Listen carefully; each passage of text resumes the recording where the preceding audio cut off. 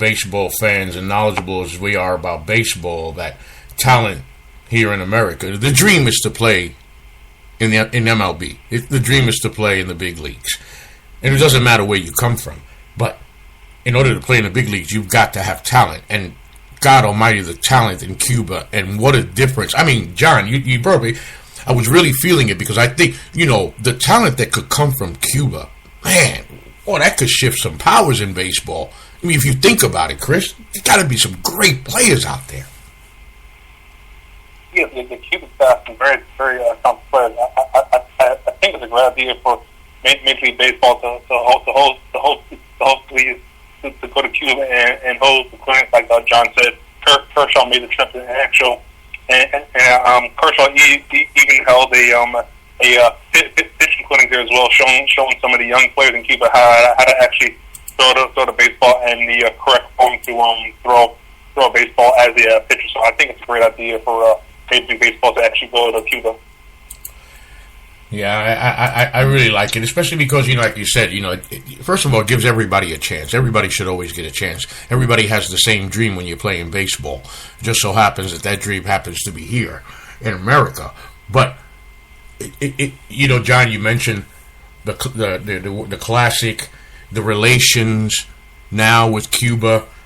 I think probably best as they've been maybe in our lifetime, John.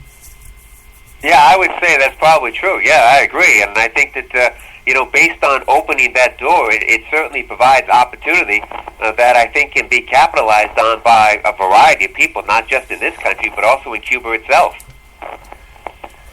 So, gentlemen, we were talking about this revenue stuff earlier. John, really nice way you broke that down as far as revenue in baseball and the TV contracts. And Chris, you said something to me the other day. Opened my eyes. So figure if the revenue's like this in 2015, what the revenue will be in 2-3 years. And there's a particular young man that we've been following because, of course, he's been a story since quite a few years before he made it to the majors. That, of course, is Bryce Harper. John, you and I brought up, you actually brought me back to earth when you reminded me that way back when, a young man named Alex Rodriguez signed a 10-year, $250 million contract with the Texas Rangers. And at that time, we were just floored. It was unheard of. Why would you give someone $200? So then Chris comes to me, listeners. Chris comes to me the other day. So I was like, yo, what about Bryce Harper, Chris? Chris said, well, with the market and all of that, they're talking about Bryce Harper could command $400 million. I'm like, what the Frank Fiddles are you talking of? Folks, wrap it around your lips a second. Let it bounce off your ears, through your head, and back out. This guy's telling me, and Chris and John are going to explain it to us in a second. They're telling me that this kid, Bryce Harper, from the Washington Nationals, there's a possibility of signing a 10-year contract, going right back to Alex Rodriguez, 10 years, $400 million. I tell you what, it's like Gilligan's Island. With that kind of money, I'm going on that 3-hour tour, but there ain't no return trip. Chris, $400 million over 10 years. We had a segment on the old show, and at this point, I would ask you, for real? Yeah, I think it's actually. I think Harper could actually possibly get $500 million, so 10 years and $50 million per year, based on the season he had last season. He led the NL in runs, home runs, OBP, slugging, OPS, and OPS plus, and he's only 22.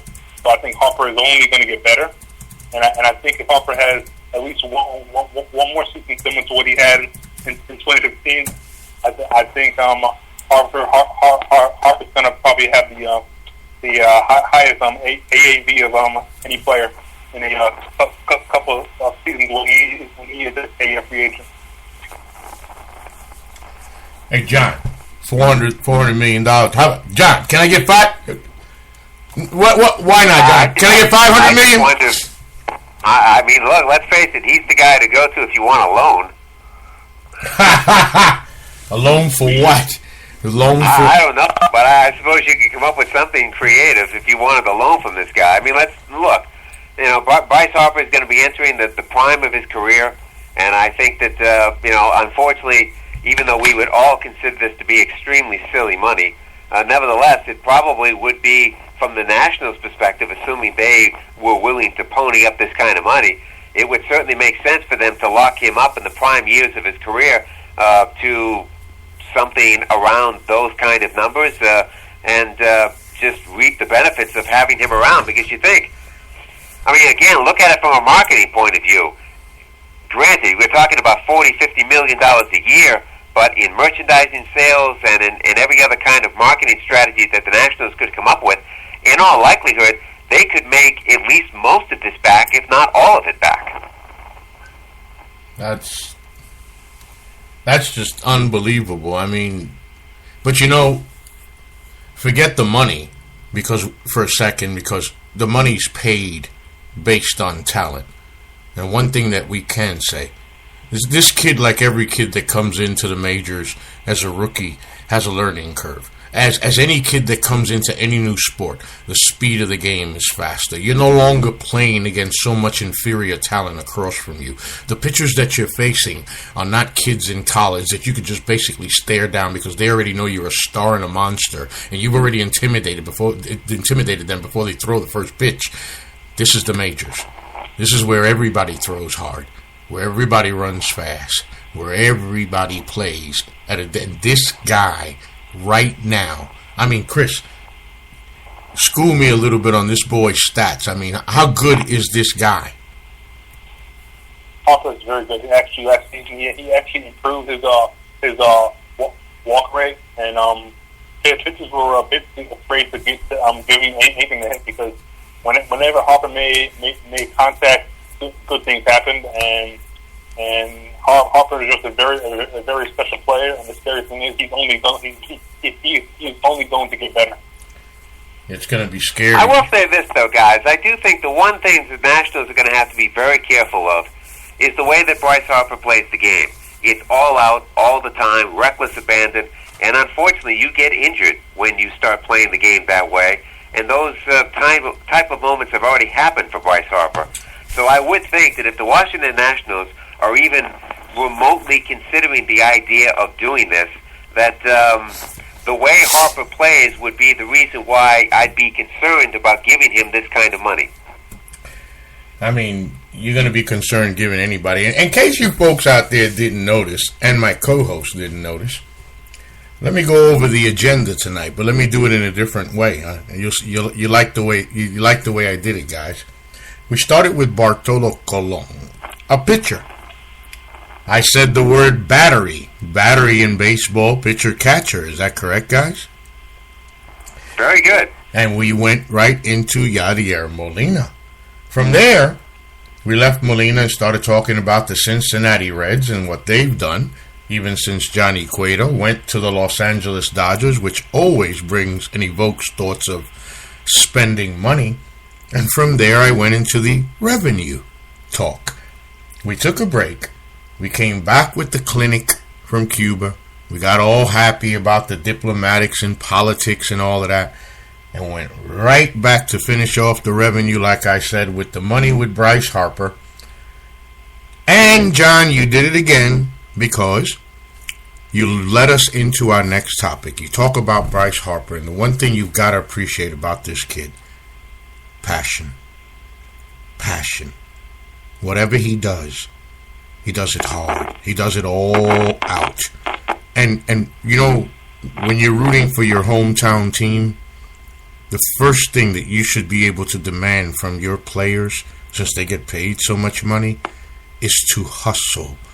Let me see you run that ground ball out. I want to see you track that ball to and beyond the warning track. And every once in a while, I ain't mad at you if you hit the wall trying to get that home run you just couldn't catch. It's about that hustle. Way back in the day, we had a guy they called Hustle. John. Yeah, we did. They called him Charlie Hustle. He personified that, didn't he, during his time in Major League Baseball? And I think his numbers would certainly back up the nickname that he would eventually acquire. 3,000 hits is a milestone. It's a milestone that's still proven to be one of those milestones. You know that in sports there's all these milestones that this used to be the barrier. 1,000 yards is nothing anymore. Nothing. Geez, I think it's 60-something yards a game, 67, 68 yards a game. But 3,000 hits, any player to me that reaches 3,000 hits at least gets automatic consideration for Cooperstown. That's a hell of a milestone to get his 3,000. Well, Charlie Hustle, a.k.a. Pete Rose, John, correct me if I'm wrong, got 4,192 of those hits. Yeah, his ability to put the bat on the ball was, I think, something that for those of us that got a chance to see him play, even on a semi-regular basis, was always impressed with. And, I think the other part about Pete Rose that I think gets lost in the shuffle is the fact that he wasn't a bad defensive player either. John, I was going right there after what you said. I wanted to tell Chris first. Chris, you watch baseball. You enjoy baseball. You love baseball. You watch it intently. You want to report and talk about it and write about it. John just said something very key. This is a guy that there was no strike zone. It just didn't exist because it didn't matter where you had to pitch. You talk about high and tight. High and tight meant you put it at his head because he'll hit it. John, I used to love the way he would be able to reach for those low outside pitches. He'd be able to just reach for those and place them wherever he wanted to place them. And then, John, you brought up the part that's overlooked that I, for one, have never overlooked. Hey, Chris, he will eat up the boy could play defense. He could play defense. Oh, it was... Yeah, I was never a Cincinnati Red fan, but he was one of the main cylinders and cogs in that big red machine, huh, John? Oh, absolutely, and he had plenty of help too. I mean, let's face it, guys like Morgan and Bench and Perez and the others that were a part of that group. Stop it. He wasn't the lone wolf of that particular big red machine. He had plenty of company, and it's why the Cincinnati Reds during that era of the game dominated the way they did. Help me, John. I know I ain't gonna get it, but you had Bench, Perez at first, Morgan at second, Concepcion at third. Concepcion is short. Short. That's what I meant. Concepcion is short. Rose at third. Yeah. And who was the outfield? And you had Cesar Geronimo at center. Bobby Tolliver was out there for a while. Yep. Cesar. That was quite a 9-man group that Sparky Anderson was able to throw out there on a regular basis. It was very difficult for teams in the National League to put out a 9-man lineup that was at least as good as them, and there was really nobody that could put one out there that was better than them. No, and Chris, let me tell you, those seasons that the Big Red Machine soared, they beat you. I mean, they beat up on you. They just beat up mercilessly. Every game, week after week, month after month, they were... If you beat them, I don't really... I know there had to be a few, John, but during that run, it's as if I don't really remember anybody blowing out the Reds. Oh, no, usually, more often than not, when the Reds lost or if the Reds ever got themselves in, say, a mini losing streak, it was really because they were beating themselves more often than you beating them. Oh, it was unbelievable. But, of course, everybody out there knows that's not what we're really here to talk about. Look, we all make mistakes in life, okay? We all slip up and we do stuff we're not supposed to. We get our hands caught in the cookie jar and Mama says, "Oh, what you doing, boy?" "No, I'm not doing nothing, Mama. I didn't do nothing." "Okay, I'm watching you." And you know you're going right back to doing what you weren't supposed to. Sometimes you get caught. "Boy, wake up!" The thing is, one of the sayings I've learned throughout life, gentlemen, Chris, as a young man, please listen carefully. The truth shall set you free. Now, I I haven't always practiced this. I'll admit that.